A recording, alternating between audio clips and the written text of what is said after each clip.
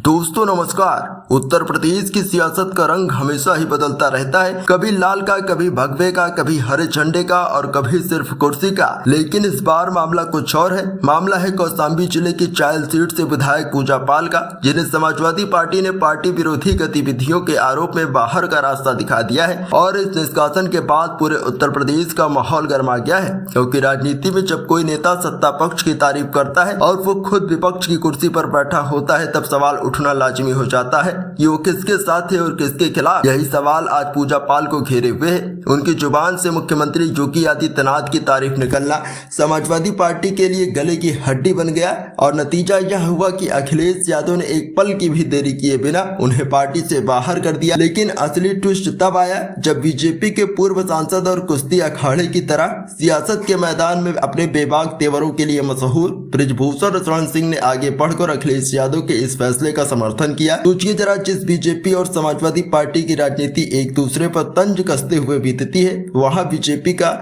बड़ा चेहरा सपा मुखिया की पीठ थपथपा रहा है। यही तो है उत्तर प्रदेश की राजनीति का असली खेल, जहां दोस्त और दुश्मन हर रोज बदल जाते हैं। बृजभूषण ने साफ कहा कि अगर कोई विधायक समाजवादी पार्टी में रहकर बीजेपी के मुख्यमंत्री की तारीफ करेगा तो यह बात किसी भी पार्टी को नागवार गुजरेगी, क्योंकि राजनीति सिर्फ कुर्सी की लड़ाई नहीं बल्कि पार्टी की विचारधारा से जुड़ा अनुशासन भी है। और जब पूजा पाल ने इस अनुशासन की सीमा लांघी तो अखिलेश यादव का निर्णय पूरी तरह सही था। यहाँ तक कि बृजभूषण ने यह भी याद दिलाया कि पूजा पाल के पति की हत्या अतीक अहमद के गिरोह से जुड़ी बताई जाती है और इस दर्दनाक घटना के बाद से ही पूजा पाल की राजनीति में एक अलग ही तेवर रहा है। ऐसे में जब उन्होंने कहा कि जब वो लड़ाई में थकने लगी तब मुख्यमंत्री योगी आदित्यनाथ ने उन्हें न्याय दिलाया, तो यह बयान सियासी बवंडर खड़ा करने वाला था। अब सवाल ये है कि पूजा पाल का भविष्य किस तरफ जाएगा, क्योंकि अब वो स्वतंत्र है। अब वो किसी भी पार्टी में जा सकती है, चाहे बीजेपी का दरवाजा खटखटाए या किसी और दल की शरण ले। लेकिन इतना तय है कि उनका ये निष्कासन सिर्फ एक विधायक का निष्कासन नहीं बल्कि एक संदेश है कि समाजवादी पार्टी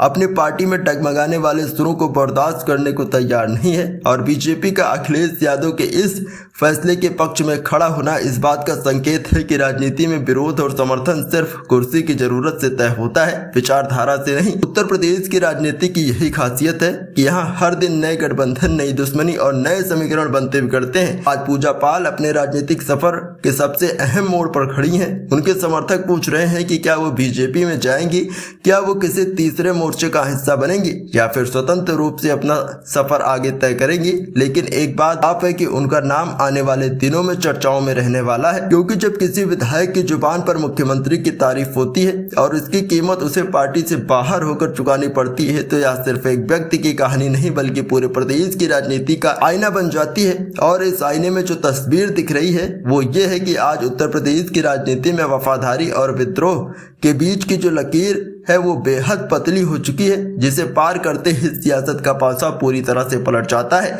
यही वजह है कि अखिलेश यादव का फैसला सिर्फ पूजा पाल के लिए नहीं बल्कि हर उस सपा नेता के लिए एक चेतावनी है जो कभी भी सत्ता की ओर आंख उठाकर देखने का मन बनाएगा। और यही वजह है कि बीजेपी के बृजभूषण सिंह ने भी इस फैसले का समर्थन करते हुए इस बात को सही ठहराया है, क्योंकि सियासत के अखाड़े में जब विरोधी भी आपके फैसले का समर्थन करने लगे तो समझ लेना चाहिए कि दांव सही खेला गया है। लेकिन साथ ही यह भी सच है कि पूजा पाल की राजनीति अब और भी दिलचस्प होने वाली है, क्योंकि उत्तर प्रदेश की राजनीति में हर मोड़ पर नए किस्से लिखे जाते हैं और इस बार किस्सा पूजा पाल के नाम से शुरू हुआ है। इस खबर में फिलहाल इतना है। इसी प्रकार की और वीडियोस देखने के लिए सब्सक्राइब करें द पॉलिटिकल टाइम्स।